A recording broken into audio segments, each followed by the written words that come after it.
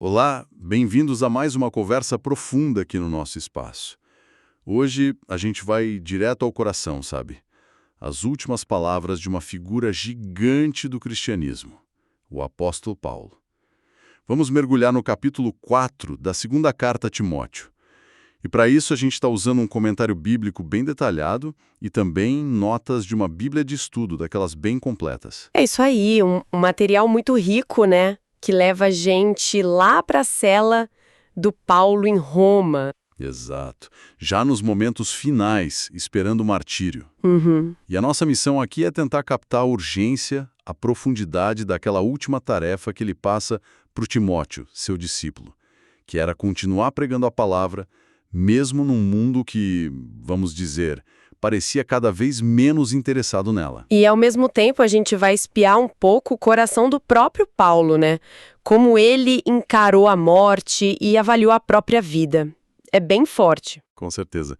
Então vamos lá, o capítulo já começa com uma carga de seriedade assim impressionante. Sim, logo no primeiro versículo, Paulo não faz só um pedido, ele conjura Timóteo. É um termo forte, né? Quase jurídico. Conjurar. Como assim? O termo grego é diamartiromai. As fontes que a gente consultou destacam isso. É como se fosse um testemunho sobre juramento, sabe? Bem solene. Uau! E ele coloca essa ordem de pregar à luz de três realidades assim gigantescas. E quais seriam? Primeiro, a questão da responsabilidade. Ele lembra a Timóteo, olha, nós dois vamos prestar contas a Cristo, o juiz de vivos e mortos. Isso muda tudo, né? Totalmente. A opinião dos outros, o medo de sofrer, isso perde a força diante do julgamento final de Deus. É quase libertador, né? Verdade. E a segunda? A segunda é a certeza da volta gloriosa de Cristo.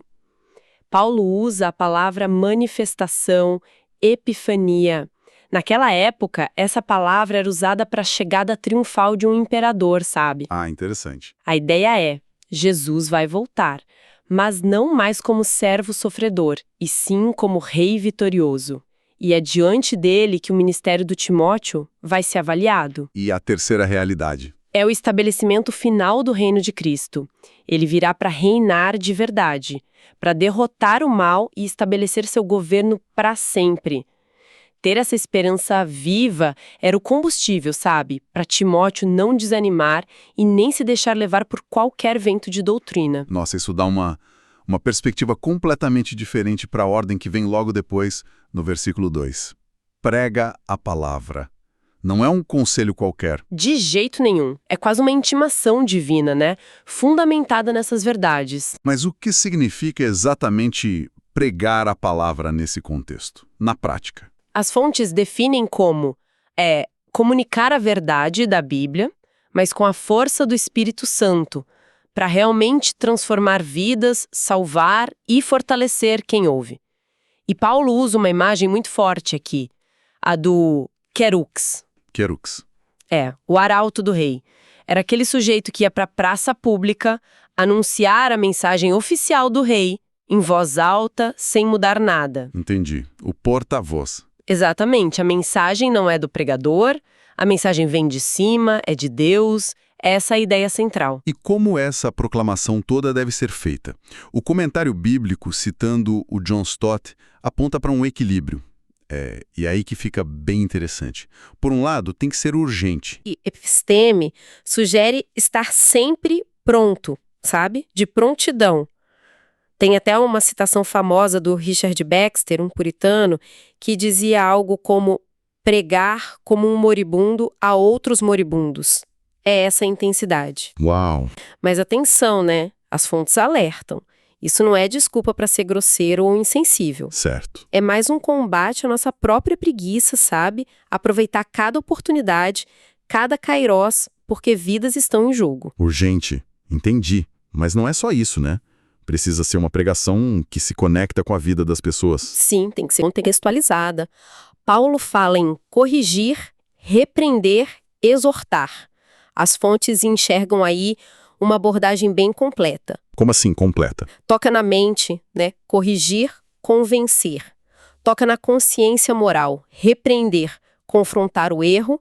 E toca no coração, exortar, que pode ser encorajar, consolar. Ah, faz sentido. É preciso fazer essa ponte, sabe? Entre a palavra que é antiga e as necessidades das pessoas hoje. Aplicar a verdade a cada situação. E tudo isso com paciência. Parece meio contraditório com a urgência que você falou. Parece, né? Mas não é. Paulo diz com toda longanimidade. A palavra grega aqui é macrotomia. Macro o quê? Macrotomia. Descreve uma paciência que não desiste fácil, que não se irrita com as pessoas, mesmo sendo firme na verdade. Entendi. Firmeza e sensibilidade juntas. Isso. Tratar as pessoas com cuidado, mesmo quando a mensagem é dura, sabe? Sem grosseria. E qual é a base de tudo isso? Onde se apoia essa pregação? Na fidelidade total às Escrituras. A doutrina. Paulo insiste muito nisso. A proclamação, o querigma, precisa vir junto com um ensino sólido, a didaqué. O pregador tem que ser um teólogo também, então. E vice-versa. O Calvino, que é citado nas fontes, dizia algo assim: de que adianta corrigir ou exortar se não for com base na verdade de Deus? Sem doutrina, as palavras ficam vazias, perdem o peso. Faz todo sentido. Mas o Paulo sabia que não ia ser fácil, né? Ele meio que prepara o Timóteo para a barra que viria. Com certeza. Ele é muito realista ali nos versículos 3 e 4. Ele diz que vai chegar um tempo em que as pessoas simplesmente não vão suportar a sã doutrina. Não vão aguentar ouvir a verdade. Exato.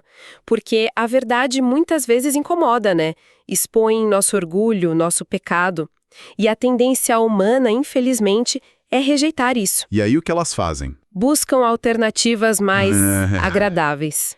Paulo diz que vão juntar mestres para si mesmos, segundo as suas próprias cobiças. Ah, a famosa coceira nos ouvidos. Essa mesma.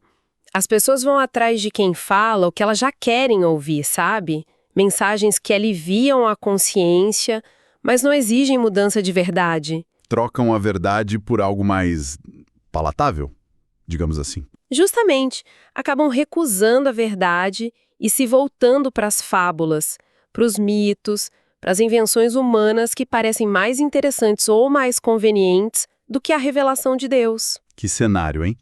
Rejeição da verdade, busca por mestres que agradam, fascínio por fábulas. Diante disso, a tentação para o Timóteo seria jogar a toalha? Desistir? Não. Exatamente. Mas é aí que Paulo vira o jogo.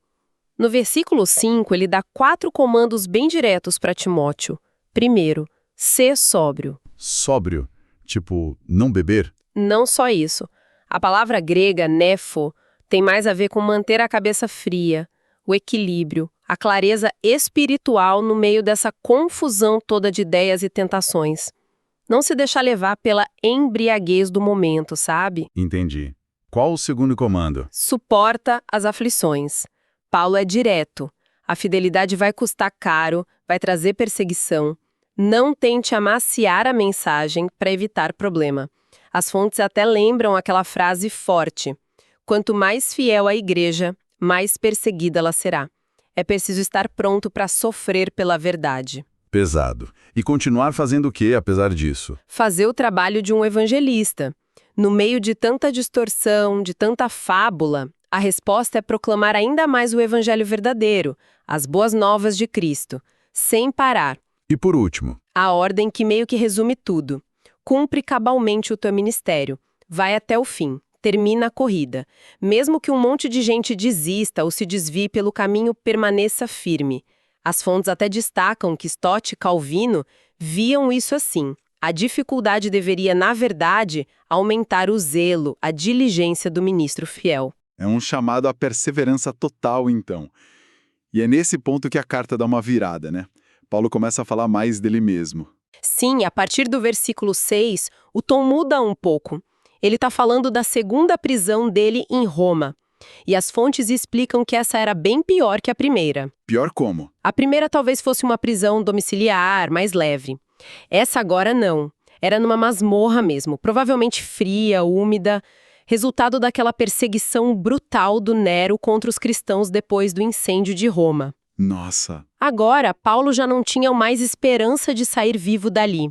Ele sabia que o fim estava próximo. E como ele encara isso, hein? É impressionante a forma como ele olha para a própria vida nesse momento. Totalmente. Nos versículos 6 a 8, ele faz um balanço. Primeiro, olhando para o passado. Ele diz com gratidão, lá no versículo 7, combati o bom combate, completei a carreira, guardei a fé. Que demais isso. Ele reconhece que foi uma luta dura, cheia de inimigos, desafios internos e externos, mas ele sente que cumpriu a missão, que permaneceu fiel até o fim. E o presente? A morte chegando. Ele encarra com uma serenidade, assim, incrível.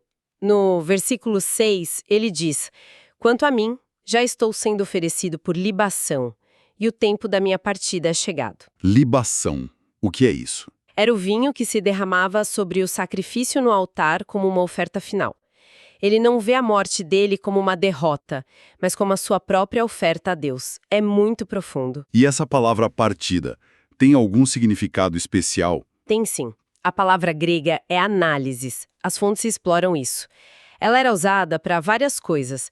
Para desatar as amarras de um prisioneiro, para levantar acampamento e voltar para casa, para soltar as cordas de um barco para atravessar para o outro lado do rio. Que interessante. Várias imagens de libertação. Exato. Para Paulo morrer não era o fim do mundo. Era uma libertação, uma volta para casa, uma travessia para finalmente estar com Cristo. Como ele mesmo disse em outra carta, era lucro. E o futuro? Como ele via o depois? Com pura esperança. Versículo 8. Já agora a coroa da justiça me está guardada. Mesmo condenado aqui na terra, ele tinha certeza que o juiz justo, o Senhor, ia dar a ele a recompensa. A coroa. Isso. E não só para ele, mas para todos que amam a perspectiva da volta de Cristo. Essa esperança dava uma força tremenda para ele encarar o fim. Que perspectiva transformadora sobre a morte. Mas toda essa fé não fez dele um super-homem imune à dor, ao sofrimento, certo?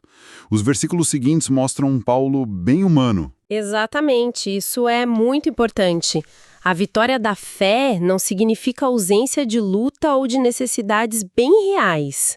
E a gente vê isso claramente nos versículos 9 a 16. Primeiro, a solidão. Ele pede com urgência, procura vir ter comigo depressa, antes no inverno. Pede para trazer o Marcos junto. O grande apóstolo Paulo sentindo solidão? Sim, precisava de amigos, e é bonito ver ele pedindo especificamente pelo Marcos, né? Aquele que tinha abandonado ele numa viagem missionária anterior. Verdade. Tinha tido um problema entre eles. Pois é, mas agora Paulo diz que Marcos é útil para o ministério. Isso mostra que houve perdão, houve restauração, uma lição importante aí. Além da solidão, teve o abandono também, que deve ter doído muito. Sim, o caso do Demas é bem triste, né? Versículo 10. Demas me abandonou, tendo amado o presente século. Talvez por medo da perseguição, talvez por atração pelas coisas do mundo. Que pena. Outros, como o Crescente e Tito, também não estavam lá, mas as fontes sugerem que provavelmente estavam servindo ao evangelho em outros lugares. Títico foi enviado pelo próprio Paulo. Mas quem ficou firme ali, ao lado dele, foi Lucas, o médico amado. E teve aquele abandono mais chocante, talvez, na defesa dele no tribunal. Sim, no versículo 16. Na minha primeira defesa, ninguém foi a meu favor. Antes, todos me abandonaram. As fontes acham que foi uma audiência preliminar e os outros cristãos de Roma ficaram com medo de se associar a ele. Que situação. Mas mesmo assim, olha a reação de Paulo. Que isto não lhe seja posto em conta. Ele perdoa. Incrível. Além da solidão e do abandono, ele passava por necessidades básicas, privações. Sim, ele pede lá no versículo 13. Quando vieres, traze a capa que deixei em Troade, em casa de Carpo, bem como os livros, especialmente os pergaminhos. A capa devia ser essencial naquele frio da masmorra, né? Com certeza. E ele sentia falta dos livros, que eram rolos de papiro, e principalmente dos pergaminhos, que era um material mais caro, mais durável. Talvez fossem cópias das escrituras ou anotações dele. Precisava de coisas físicas, mas também de alimento para a mente e para o espírito. Exato. Como Stott comenta, e as fontes citam, Não é falta de espiritualidade sentir frio, precisar de amigos ou querer ler quando se está sozinho e abatido. É humano. Simplesmente humano. E ainda teve a traição daquele Alexandre, o latueiro. Mencionado nos versículos 14 e 15. Paulo diz que ele causou muitos males e que resistiu fortemente à pregação deles. As fontes até levantam a hipótese de que ele pode ter sido um delator, alguém que entregou Paulo às autoridades. Nossa! Paulo o entrega ao julgamento de Deus e alerta Timóteo para tomar cuidado com ele. Então, diante desse quadro todo, solidão, abandono, frio, falta de livros, traição, a morte chegando, de onde vinha a força do Paulo? Ele mesmo responde, né? Sim, nos versículos 17 e 18. Primeiro, ele aponta para a assistência divina. Ele diz: "Mas o Senhor me assistiu e me revestiu de forças." Mesmo quando os homens falharam. Deus estava lá. Não para tirar ele da prisão ou do sofrimento, mas para fortalecê-lo no sofrimento, como Deus já tinha feito outras vezes na vida dele, né? E Deus o fortaleceu com um propósito, mesmo ali naquela situação. Exato. Ele continua: "Para que por meu intermédio a pregação fosse plenamente cumprida e todos os gentios a ouvissem." Mesmo no tribunal romano, a mensagem do evangelho foi ouvida. A palavra de Deus não estava algemada, como ele mesmo disse em outro lugar. Que poderoso isso! E a esperança final dele: "Me livrará também de toda obra maligna e me levará salvo para o seu reino celestial." a libertação definitiva. Isso, não era ser livre da morte física, mas a salvação através da morte direto para o reino. A morte era só a porta de entrada para a glória. E, em vez de reclamar, de se lamentar, como ele termina esse pensamento? Com louvor. No final do versículo 18, a ele glória pelos séculos dos séculos. Amém. Uma doxologia. Apesar de tudo, ele reconhece a soberania, a bondade de Deus. A confiança nele era total. Que sinal impressionante. E aí a carta se encerra com as saudações finais, mais pessoais. Sim, dos versículos 19 a 22, ele manda lembranças para Prisca e Áquila, amigos muito leais, que tinham arriscado a própria vida por ele antes. Manda saudações para a família de Onesíforo, aquele homem que o procurou e o ajudou corajosamente lá em Roma. Dá notícias de outros companheiros, uns que ficaram para trás por causa do ministério, como Erasto em Corinto, outros por doença, como Trófimo, que ficou em Mileto. E manda saudações dos irmãos que estavam com ele em Roma, citando alguns nomes: Eúbulo, Prudente, Lino, que a tradição diz que depois se tornou o primeiro bispo de Roma, Cláudia e outros. E a bênção final é dupla, bem curta e poderosa. Qual é? O Senhor seja com o teu espírito, bem pessoal, para Timóteo, e depois, a graça seja convosco, para toda a igreja. A presença de Deus e a graça de Deus. No fim das contas, é isso que sustenta, né? É o que basta. Que mergulho intenso nessas últimas palavras de Paulo. Vimos a seriedade que é pregar a palavra com fidelidade, né? Especialmente quando o mundo resiste. E sempre com os olhos na volta de Cristo, na prestação de contas. E vimos o exemplo do próprio Paulo, um homem que enfrentou de tudo, solidão, abandono, a própria morte chegando, mas que terminou a corrida, guardou a fé, encontrando força o tempo todo na presença de Deus. Fica uma provocação para a gente hoje, não fica? Paulo insistiu tanto nessa questão da fidelidade à sã doutrina e alertou tanto contra a coceira nos ouvidos, contra as fábulas. Hoje talvez a gente seja bombardeado ainda mais por informações, por ideias, opiniões que muitas vezes só querem agradar nossos desejos. Como é que a gente cultiva esse discernimento? Sabe, como podemos nos manter fiéis ao que é essencial na mensagem, sem cair em modismos, sem diluir a verdade só para ficar mais fácil de engolir? É uma questão fundamental para a gente continuar pensando. Excelente ponto para a gente fechar nossa conversa de hoje. Realmente algo para refletir. Obrigado por acompanhar a gente nesta análise de 2 Timóteo 4. Até a próxima!